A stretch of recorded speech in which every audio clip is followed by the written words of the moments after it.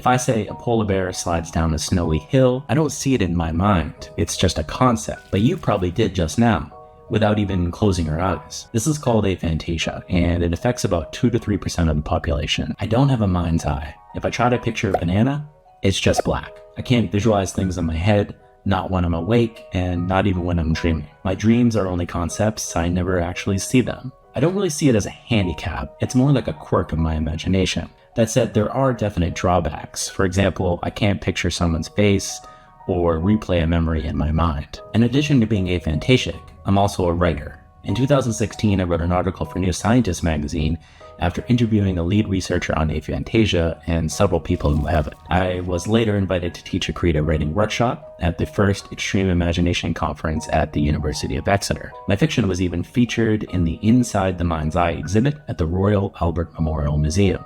Now, I know what you might be thinking.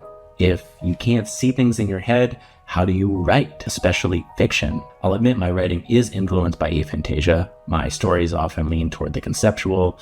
I love exploring philosophical ideas, especially in the context of science and technology. But here's the funny thing. People often describe my fiction as highly visual, even cinematic. So how does that work? Well, here's the first thing.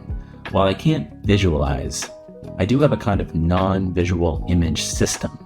For example, if you ask me to close my eyes and mentally walk through my home, I could tell you where the furniture is, where the TV sits, and how to get from the bedroom to the kitchen, but I'm not seeing it.